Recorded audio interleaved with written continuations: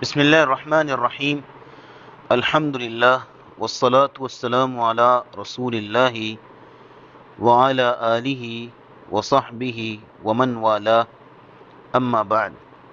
علم النحو کا آج ہمارا 35واں سبق ہے، اور آج کے سبق میں ہم انشاءاللہ اسماء ظروف کی تفصیل پڑھیں گے کہ ہر اسم ظرف کا معنی مفہوم کیا ہے، ان کا مقصد اور مطلب کیا ہے، اور ان کا استعمال کیسے ہے، کب کب کہاں کیسے کس معنی میں استعمال ہوتے ہیں۔ یہ آج کے ہمارے سبق کا بنیادی موضوع ہے۔ جیسے کہ اس سے قبل آپ سبق میں پڑھ چکے ہیں کہ ظرف دو طرح کا ہوتا ہے، ظرف زمان اور ظرف مکان۔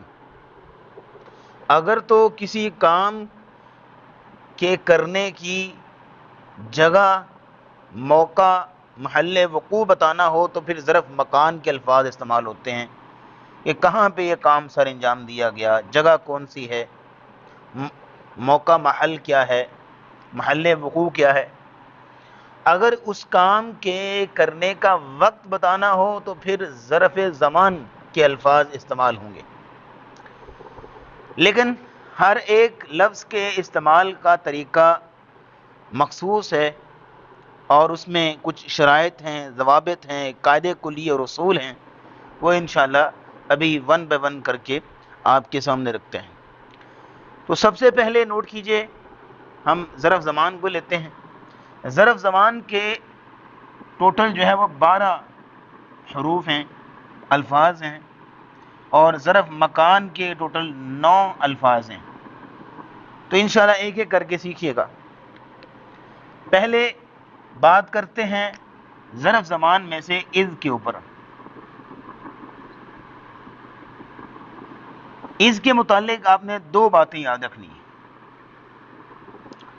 نمبر ایک،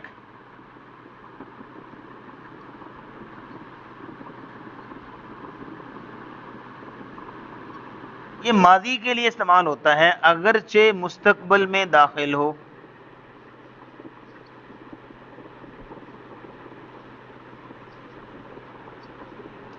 ٹھیک ہے، ایک بات تو یہ ہو گئی۔ دوسری بات یہ نوٹ کیجئے گا، اور اس کے بعد جملہ اسمیہ یا فعلیہ دونوں آ سکتے ہیں۔ یہ دو باتیں آپ نے اذ کے متعلق یاد رکھنی ہیں۔ پہلی بات تو یہ ہے کہ یہ ماضی کے لیے استعمال ہوتا ہے اگرچہ مستقبل پر بھی داخل ہو پھر بھی ماضی میں ہی آئے گا۔ اور دوسری بات یہ ہے کہ اس کے بعد، اذ کے بعد جملہ اسمیہ اور فعلیہ دونوں آ سکتے ہیں۔ اب یہ جو دو باتیں ہم نے آپ کے سامنے رکھی ہیں نا، ان دو باتوں کو ہم نے مثالوں کے ذریعے سے آپ کے سامنے واضح کرنا ہے تاکہ بات پوری طرح کلیئر ہو جائے۔ پہلی بات یہ والی ہے اور دوسری بات یہ والی ہے۔ کہتے ہیں کہ یہ ماضی کے لیے، یعنی اذ جو ہے ماضی کا معنی دینے کے لیے آتا ہے۔ آسان لفظوں میں یوں سمجھ لیجئے کہ اذ ماضی کا معنی دینے کے لیے آتا ہے، اگرچہ آپ اس کو مستقبل پر بھی داخل کریں، اذ مستقبل پر بھی آ جائے پھر بھی اس نے معنی ماضی کا ہی دینا ہے۔ کیسے؟ مثال کے طور پہ قرآن میں آتا ہے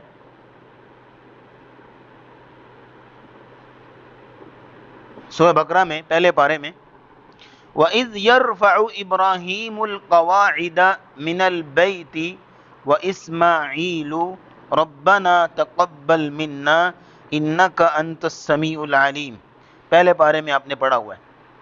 وَإِذْ يَرْفَعُ إِبْرَاهِيمُ الْقَوَاعِدَ مِنَ الْبَيْتِ۔ اب یہاں نوٹ کر لیجئے کہ اذ آیا ہے کس کے اوپر؟ مضارع، اور مضارع مستقبل کے معنی میں ہوتا ہے۔ مضارع یا تو حال کے معنی میں ہوتا ہے یا مستقبل کے معنی میں۔ تو یرفع یہ مستقبل کے معنی میں، یعنی مضارع پر داخل ہے اذ، لیکن معنی کیا کریں گے؟ جب بنیادیں اٹھائیں ابراہیم علیہ السلام نے اور اسماعیل علیہ السلام نے اللہ کے گھر کی، تو وہ تو ماضی میں نا، جب حضرت ابراہیم علیہ السلام نے حضرت اسماعیل علیہ السلام نے بیت اللہ کی گھر کی بنیادیں اٹھائی تھیں، بیت اللہ تعمیر کیا تھا، تو اس وقت دعا کی تھی کہ اے اللہ تقبل منا انک انت السمیع العلیم، یا اللہ یہ کاوش ہم سے قبول کر لے. ٹھیک ہے جی. تو وہاں پہ کیا تھا کہ وَإِذْ يَرْفَعُ، اذ مستقبل پر داخل ہوا ہے لیکن معنی ماضی کا کریں گے، کیونکہ اذ کی شان یہ ہے کہ اذ ماضی کے لیے استعمال ہوتا ہے چاہے وہ مستقبل پر داخل ہو.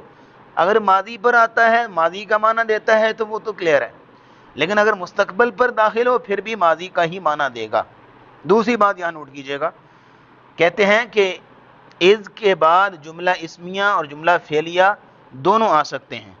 مثال کے طور پہ یہاں دیکھیے گا، یہ دیکھیے آپ کے سامنے اس وقت دو سینٹنسز، دو جملے لکھے ہوئے ہیں. جئتک اذ طلعت الشمس، میں آیا آپ کے پاس جب سورج طلوع ہو چکا تھا. جئتک اذ الشمس طالعۃ، میں آیا آپ کے پاس کہ جب سورج طلوع ہونے والا تھا. اب یہاں غور کیجئے اور ان دونوں جملوں کی آپ ترکیب کیجئے تو پھر آپ کے سامنے مثال واضح ہو جائے گی.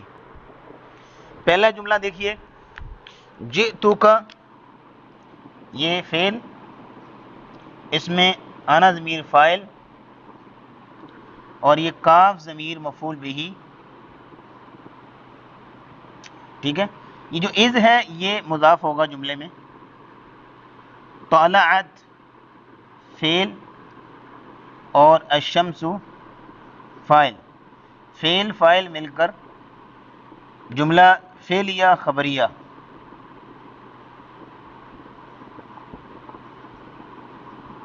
ہو کر جملہ فعلیہ خبریہ ہو کر اس کا مضاف الیہ، مضاف اور مضاف الیہ مل کر یہ ظرف بن گیا، اور ظرف جو ہے مفعول فی ہوتا ہے. تو فعل فاعل مفعول بہ اور مفعول فی، یہ ظرف جو ہے آپس میں مل کر جملہ فعلیہ خبریہ ہوا. تو اب یہاں غور کیجئے گا کہ ہم نے بتایا تھا آپ کو کہ اذ کے بعد جملہ اسمیہ اور جملہ فعلیہ دونوں آ سکتے ہیں. وہ کیسے؟ یہاں یہ طلعت الشمس، طلعت فعل اور فاعل، یہ بن گیا جملہ فعلیہ خبریہ. جملہ فعلیہ تو انہوں نے کہا تھا کہ اذ کے بعد جملہ اسمیہ بھی آ سکتا ہے اور فعلیہ بھی آ سکتا ہے. فعلیہ کی مثال آپ کے سامنے ہے، اذ کے بعد یہ جملہ فعلیہ ہے. اب یہ اسمیہ کی مثال ہے کہ جئتو کا بالکل اسی طرح، یہ فعل فاعل اور کاف ضمیر مفعول بہ. ٹھیک ہے. اذ مضاف، الشمس طالعۃ یہ مبتدا ہے اور طالعۃ خبر ہے. مبتدا خبر مل کر جملہ اسمیہ خبریہ ہو کر مضاف الیہ، مضاف اور مضاف الیہ مل کر مفعول فی یعنی ظرف. تو یہ اسی طرح یہ مکمل طور پر جملہ فعلیہ خبریہ ہوا. تو آپ نے ملاحظہ کیا یہاں پہ کہ یہاں پہ جملہ اسمیہ ہے، اذ کے بعد جملہ اسمیہ ہے. تو دونوں باتیں یہاں پہ پوری ہو گئیں کہ اذ یہ ماضی کے لیے آتا ہے، ماضی کے معنی میں استعمال ہوگا اگرچہ مستقبل میں داخل ہو. مستقبل مثال یہ ہم نے آپ کے سامنے رکھ دی ہے. دوسرے نمبر پہ یہ ہے، کہتا ہے کہ اس کے بعد جملہ اسمیہ فعلیہ دونوں آ سکتے ہیں. ٹھیک ہے. اسمیہ کی مثال یہ ہمارے سامنے ہے، جئتک اذ الشمس، یہ اصل میں اذ ہی ہے، جئتک اذ الشمس طالعۃ، لیکن چونکہ آگے ملا رہے ہیں تو التقاء ساکنین ہو رہا ہے. یہ آپ نے کہیں پہ کوئی ٹرمنالوجی پڑھی ہوگی تجوید وغیرہ میں، التقاء ساکنین، کہ دو ساکن جو ہے وہ آپس میں مل رہے ہیں. جب دو ساکن آپس میں مل رہے ہوں تو پھر کیا کرتے ہیں کہ پہلے ساکن کو دوسرے ساکن سے ملا کے پڑھتے ہیں.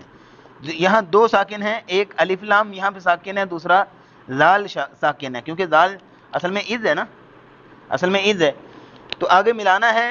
تو عربی زبان کا ایک اصول ہے، نحو کا ایک قاعدہ ہے کہ الساکن اذا حرک بالکسر، ساکن کو اگر آپ نے حرکت دینی ہو تو پھر آپ نے کسرہ کے ساتھ حرکت دینا ہوتی ہے، تو اس لیے ہم نے اس کو کسرہ پڑھا۔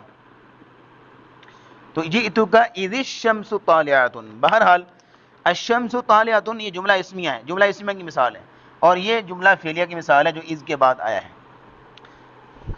اسی طرح کی ایک دعا بھی آپ لوگ پڑھتے ہیں جس میں اذ جو ہے وہ آتا ہے، ربنا لا تزغ قلوبنا بعد اذ ہدیتنا۔ اس میں آپ دیکھیے کہ اذ جو ہے ماضی کے معنی میں استعمال ہوا ہے، ربنا لا تزغ قلوبنا بعد اذ ہدیتنا، اے اللہ ہمارے دلوں کو ٹیڑھا نہ کیجیے گا اس کے بعد کہ آپ نے ہمیں اب ہدایت دے دی ہے، تو اس کے بعد ہمیں ہمارے دلوں کو ٹیڑھا نہ کیجیے گا، یعنی ہمیں کفر کی طرف جانے مت دیجیے گا۔